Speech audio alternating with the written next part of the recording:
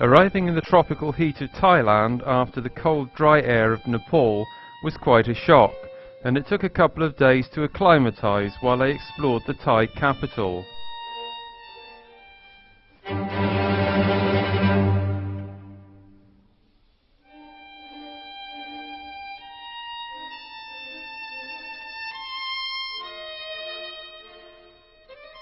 I then travelled to the north of Thailand to stay for a while in the beautiful city of Chiang Mai. It enjoys a much less oppressive climate than Bangkok. I stayed in a beautiful guest house called the Sun House 2, and despite costing just $1 a night, it was a lot more luxurious than the usual backpacker accommodation. I found out years later that the family's main source of income was selling heroin around the world, and the guest house and their textiles business with little more than a respectable front. However, the family were warm and friendly and made us very welcome.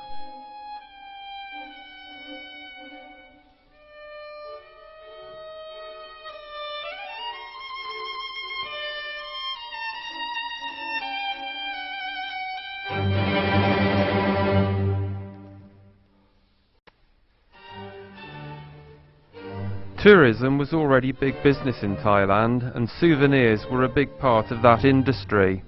It was fascinating to visit some of the craftsmen of the area and watch them at work with their very basic tools.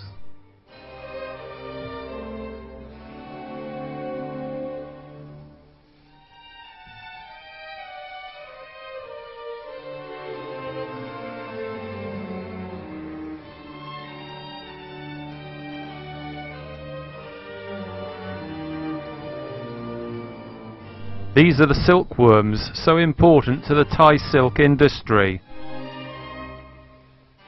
While in the north, I decided to make a tour that would take me further north by bus to a village called Tarton, then down the River Kok to Chiang Rai, and from there up to the border with Burma and Laos, to stay at the Golden Triangle before returning to Chiang Mai.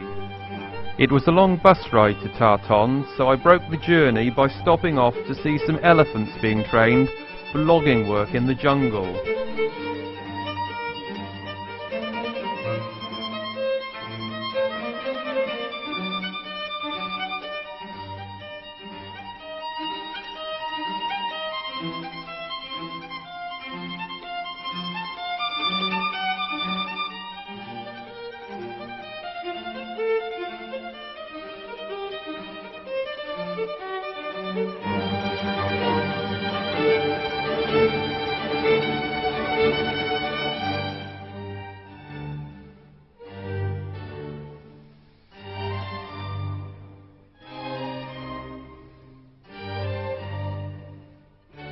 Continuing north, I reached the town of Phang by lunchtime, and as it was too late to reach Tarton in time to catch the ferry to Chiang Rai, I took accommodation there.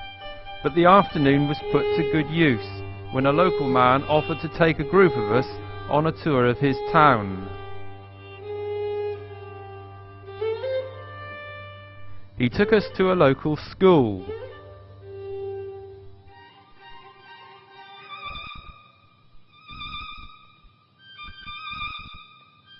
Then to a tobacco factory.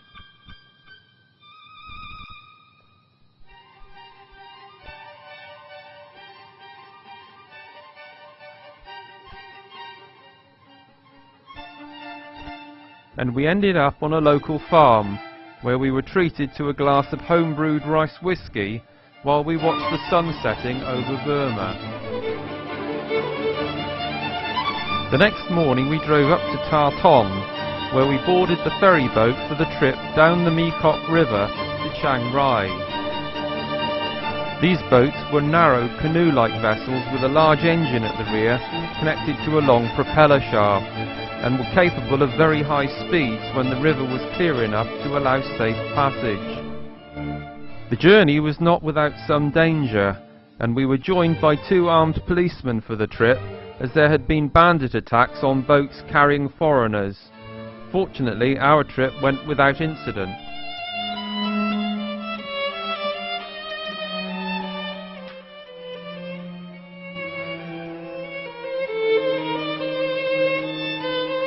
It was a spectacular 4-hour ride down the river, but it was the dry season, and in a couple of places the water was so shallow that we had to get out of the boat while it was carried over rocks and into deeper water. After a night at Chiang Rai, we took a bus to the town of Chiang Saen. From there we took a ride in a truck along an unsealed road to arrive at the area known as the Golden Triangle. There the border policeman and his family offered basic accommodation, consisting of a couple of huts for visitors to sleep in and somewhere to provide simple Thai food. The Golden Triangle is so named because it is where the three countries, Thailand on the right, Burma in the middle and Laos, all meet. It was possible to swim over the My Sai River and stand on Burmese soil, and we did so. However, we were warned that if we swam across the Mekong, we would likely be shot on sight when we landed on the Laos side of the river.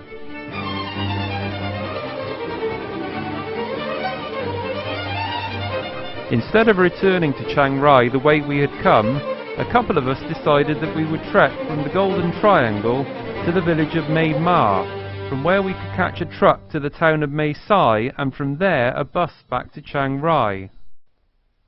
But what looked like an easy walk on the simple map in our guidebook turned out to be a long trek along an unmarked trail with little to guide us apart from our compass.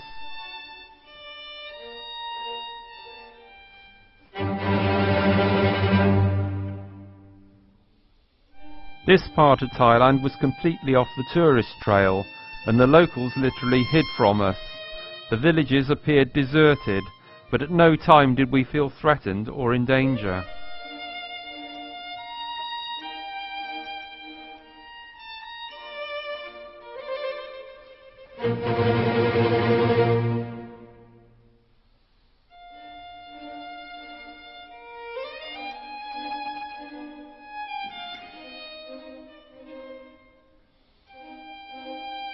At one stage we were completely lost and climbed a hill to get our bearings. Fortunately, from the top of the hill we could see the village of Mae Ma and were able to arrive there for a well-earned drink after a very long, hot and dusty walk.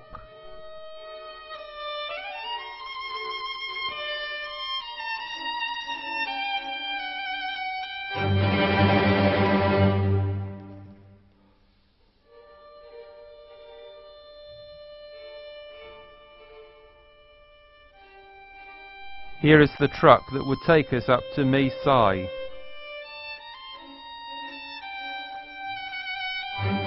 After returning to Chiang Mai via Chiang Rai, we spent a few more days there before returning to Bangkok on another overnight bus.